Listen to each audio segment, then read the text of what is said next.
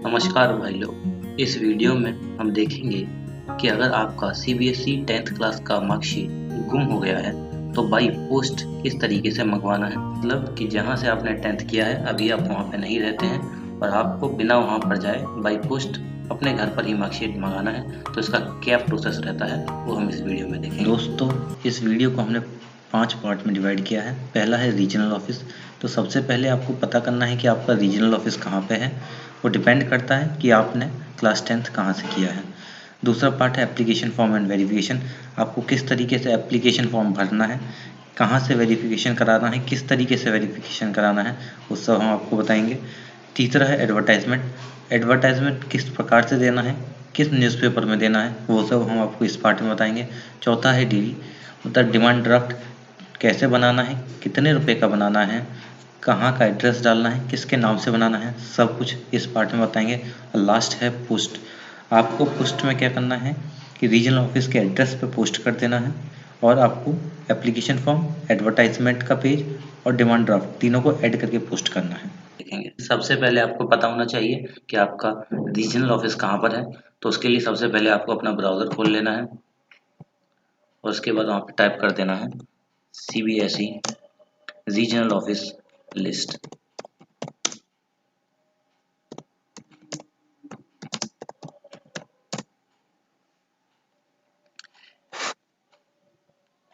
मैं इस पर क्लिक कर देता हूँ। CBSE regional office list, find address and contact details, इस पर क्लिक कर देना है। अब यहाँ पे इस जितने भी सीबीएसई के ऑफिस हैं उसके बारे में पूरी डिटेल्स आ जाएगी। सबसे पहले सीबीएसई हेड ऑफिस है, उसका जो भी डिटेल्स हैं, एड्रेस, कॉन्टैक्ट नंबर सारा दिया हुआ है। अब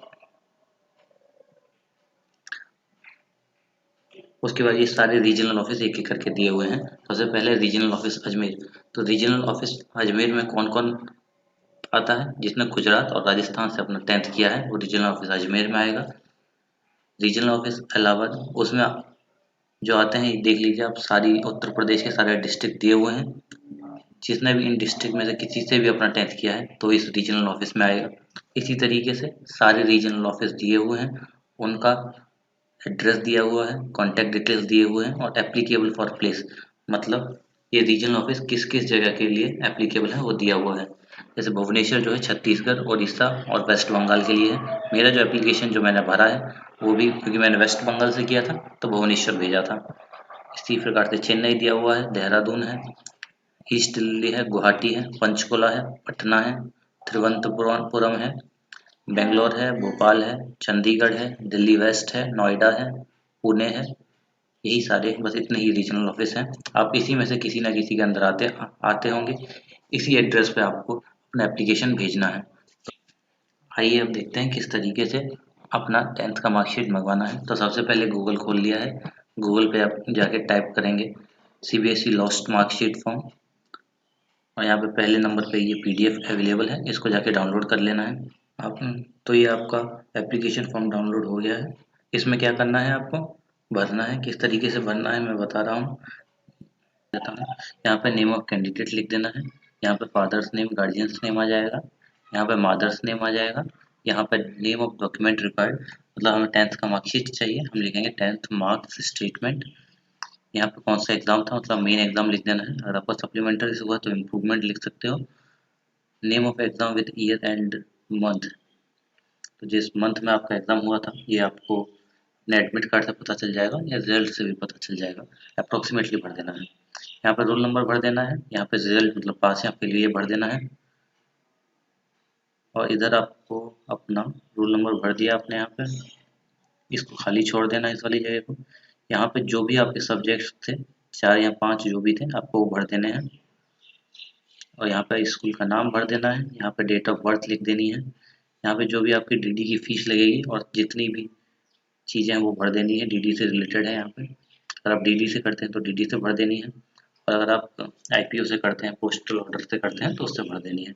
यहाँ पे अपना पोस्टल एड्रेस लिख देना है। जिस पोस्टल एड्रेस को आप लिखेंगे वहीं पे आपका आ जाएगा। पिन कोड लिखना है, फ़ोन नंबर, ईमेल लिख देना है। ये बैंक चालान कॉपी है, ये अगर आप वहाँ पे जाके सबमिट करते हैं फॉर्म तो आपको ऐसे भरना है, ऐसे ऐसे खाली छोड़ देना है। तो इस तरीके से आपका फॉर्म भर जाएगा। आपको इसका वेरिफिकेशन कराना है। तो इसके लिए आपको ये आइडेंटिफिकेशन सर्टिफिकेट दिया हुआ है, यहीं पे आपको इसी जगह पे गजेटेड ऑफिसर से या प्रिंसिपल से साइन करा लेना है। प्रिंसिपल किसी भी सीबीएसई से एफिलिएटेड स्कूल का होना चाहिए, गवर्नमेंट भी हो सकता है, प्राइवेट भी हो सकता है, कोई फ़र्क नहीं पड़ता है। इसी जगह पे इन दोनों इसको प्रिंट करा के इसी जगह पे आपको सील और साइन करवा लेना है। उसके बाद ये प्रेस नोटिफिकेशन है। अब प्रेस नोटिफिकेशन कैसे देना है वो बता देता हूँ मैं। इसके बाद आपको प्रेस नोटिफिकेशन देना है, तो उसका फॉर्मेट जो है यहाँ पे दिया हुआ है, हिंदी इंग्लिश दोनों में दिया हुआ है। प्रेस नोटिफिकेशन जो देना है आप किसी भी डेली न्यूज़पेपर में दे सकते हैं, नेशनल न्यूज़पेपर में देना है, और आप किसी हिंदी के पेपर में इंग्लिश में भी दे सकते हैं और इंग्लिश के पेपर में हिंदी में भी दे सकते हैं। ज़रूरी नहीं है कि यहाँ पे जो फॉर्मेट दिया हुआ है वो एग्जैक्ट कॉपी हो, इसके आसपास होना चाहिए, मतलब इसमें जो डिटेल्स हैं वो डिटेल्स आपके उसमें भी होनी चाहिए। मेरा जो प्रेस नोटिफिकेशन था वो मैं आपको दिखा रहा हूँ। तो ये मेरा प्रेस नोटिफिकेशन है, देख सकते हैं आप, ये रहा। आपको इसे हाईलाइट कर देना है जिस तरीके से मैंने यहाँ पे हाईलाइट कर दिया है, और आप यहाँ पे पढ़ सकते हैं क्या क्या लिखा है। It is notified that I have lost my CBSE class 10th marksheet of year 2013 having roll number dash dash Vishal number dash dash son of dash dash and address dash dash. जितने कम words में आप अपना notification दे देंगे उतने ही कम पैसे लगेंगे आपको बनाने में, जितनी कम लाइन्स में होगा उतने ही कम पैसे लगेंगे। अलग अलग न्यूज़पेपर का अलग अलग चार्ज होता है। मेरा 500 रुपये लगा था प्रेस नोटिफिकेशन देने का।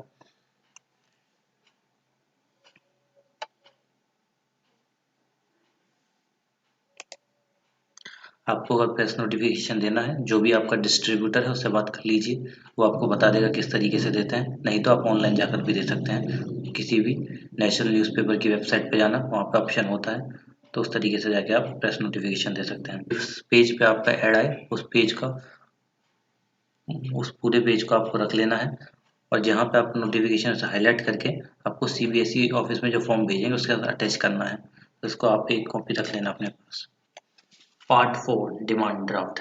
डिमांड ड्राफ्ट किस तरीके से बनाना है ये मैं आपको बताता हूँ। अब डिमांड ड्राफ्ट बनाने के लिए आपको आपके पास जो भी एसबीआई की ब्रांच है वहाँ पे चले जाना है, और वहाँ पे जाके डिमांड ड्राफ्ट का फॉर्म ले लेना है, उसको भर देना है।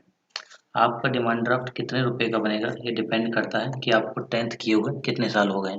अगर आपको 5 साल या 5 साल से कम हुए हैं तो आपको 250 रुपये लगेंगे। अगर आपको 5 से 10 साल के बीच का समय हो गया है तो आपको 500 रुपये लगेंगे। अगर आपको 10 से 20 साल हो गए हैं तो आपको 1000 रुपये लगेंगे, और अगर आपको 20 से ज़्यादा साल हो गए हैं तो 2000 रुपये लगेंगे। तो मेरा जो है 5 से 10 साल का समय था तो 500 रुपये लगे। और इसके अलावा अगर आप दिल्ली में रहते हैं तो आपको ये वाली फीस प्लस 25 रुपये देने हैं, और अगर आप दिल्ली के बाहर रहते हैं तो आपको 25 के बदले 35। तो मतलब जैसे मेरे 500 रुपये लगे थे, तो मैं 500 प्लस 35, क्योंकि मैं दिल्ली के बाहर का हूँ तो मेरा 535 रुपये का चालान बनवाया था। तो इसी प्रकार से अगर दिल्ली के होते 525 का, तो आपको इन दोनों को ऐड करके जितना बनता है उसको बना देना है। और आपको जो डीडी बनाना है वो सीबीएसई सेक्रेटरी के नाम से बनाना है, मतलब आपको नाम में सीबीएसई सेक्रेटरी यही लिख देना है बस। डीडी बनाते वक्त वो आपको जिस शहर में आपका रीजनल ऑफिस है उस शहर की एसबीआई की मेन ब्रांच का आपको एड्रेस डाल देना है। मैं अपना डीडी दिखा रहा हूँ, मेरा डीडी किस तरीके से बना था। ये मेरा डीडी है, आप देख सकते हैं सीबीएसई सेक्रेटरी के नाम से बनाया है। 535 का बनाया है।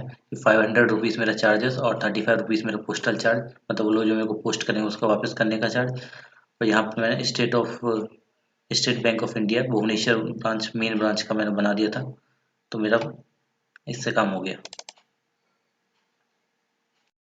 लास्ट पार्ट जो है आपको पोस्ट करना है। आपको 3 चीज़ें पोस्ट करनी है। पहला अपना एप्लीकेशन फॉर्म पोस्ट करना है जो वेरीफाई किया हुआ है। दूसरा आपको न्यूज़पेपर का वो पेज ऐड कर देना है जिस पर आपका ऐड आया था।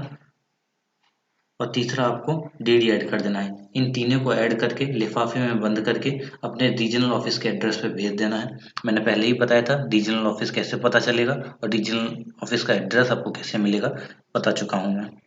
कॉमन क्वेश्चन जो साधारणतः दिक्कतें आती हैं इस फॉर्म को भरते वक्त वो है, और जो क्वेश्चन आते हैं वो ये है। पहला कि एफआईआर बनवाना है कि नहीं, तो एफआईआर बनाने की कोई ज़रूरत नहीं है। दूसरा एफिडेविट बनवाना है कि नहीं, कोई भी एफिडेविट बनवाने की ज़रूरत नहीं होती है। केवल आइडेंटिफिकेशन सर्टिफिकेट पर किसी भी प्रिंसिपल या गजेटेड ऑफिसर से सील और साइन करवाना होता है, बस वही करना है। अगर आपको अर्जेंट मंगाना है, मतलब आपको तुरंत मंगाना है, तो आपको उसके लिए 500 रुपये एक्स्ट्रा पे करने पड़ते हैं। तो अर्जेंट या तत्काल फी जो है 500 है। अगर आप पोस्ट से नहीं मंगा रहे हैं, वहीं पे जाके लाना चाहते हैं, तो आपको ये फॉर्म लेके चले जाना, भर के चले जाना है, और केवल आपको जो भी फीस है वो लेके चली जानी है, तो आपका सारा काम वहीं पे हो जाएगा।